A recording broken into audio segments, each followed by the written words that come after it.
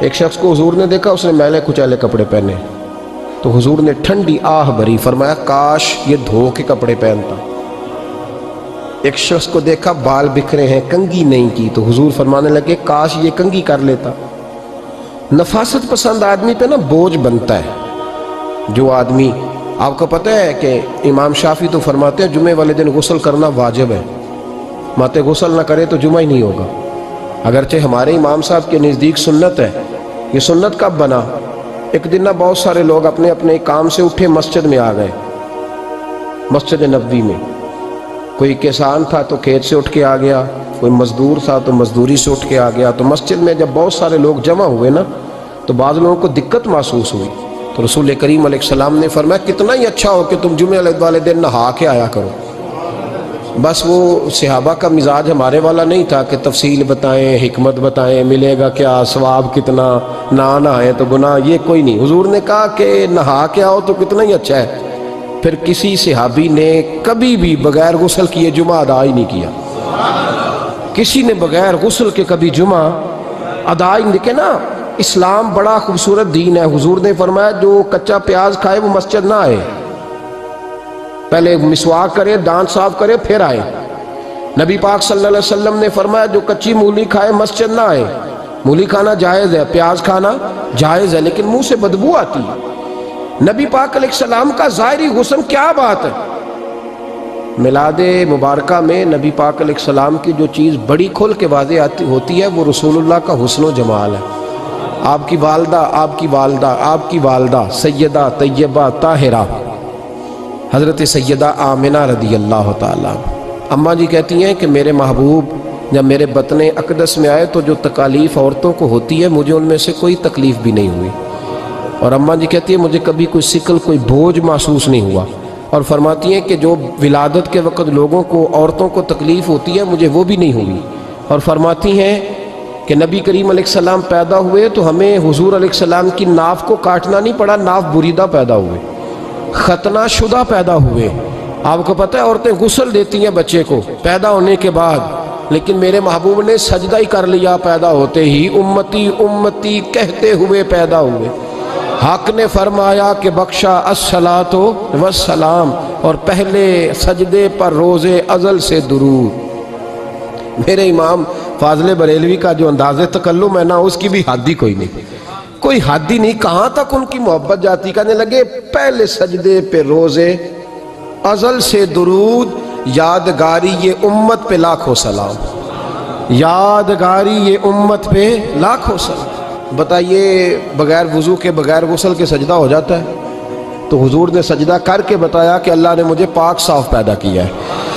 نبی پاک صلی اللہ علیہ وسلم کی والدہ نے جب یہ باتیں ارشاد فرمائیں تو لوگوں نے پوچھا ان سے کہ اماں جی پھر آپ ایک جملے میں بتائیں کہ ماجرا سارا کیا تھا، آخر ایک ولادت تو ہوئی نا، آپ کے وجود اطہر سے ایک بچہ تو نکلا، تو یہ کیا تھا؟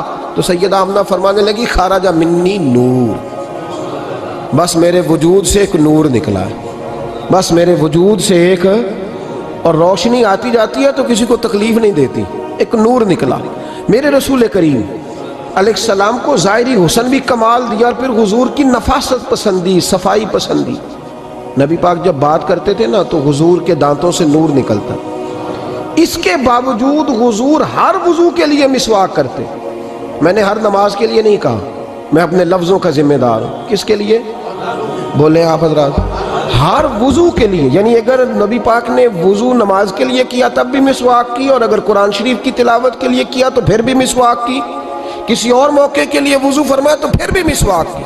اور سیدہ عائشہ فرماتی ہے جب بھی حضور گھر سے نکلنے لگتے پہلے مسواک فرماتے، حالانکہ رسول پاک کے دندان اقدس تو نور والے تھے، ضرورت ہی نہیں تھی۔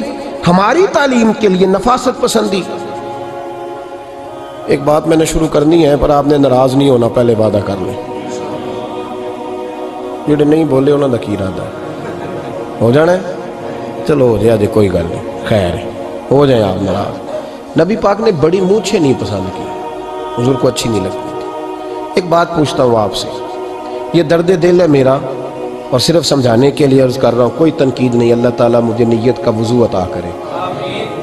ایک بات بتانا، اگر بہو کھانا پکا کے لائے اور سالن سے بال نکل آئے تو پھر اس کا کیا حال ہوتا ہے؟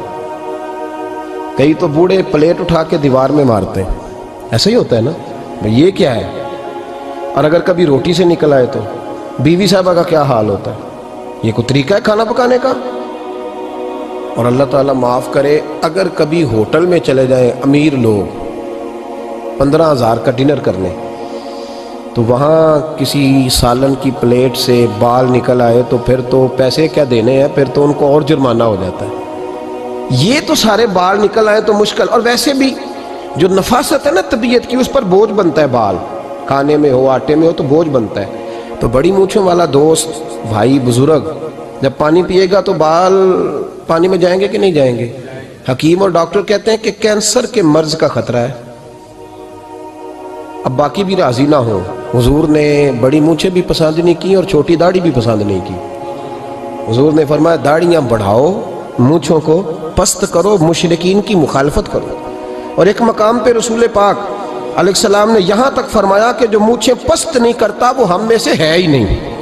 اتنے سخت لفظ۔ ایک صحابی تھے، آپ یقین کریں نا، کئی دفعہ دوستوں کو کہنا پڑتا ہے، اور کئی دفعہ نا مجھے محسوس ہوتا ہے کہ یار ہم روز ہی کہتے ہیں، لیکن کہتے پتہ کیوں ہے کہ بوجھ بنتا ہے وہ بندہ جو اس طرح کی تباہ کے ساتھ آتا ہے، جو حضور نے پسند نہیں کیا۔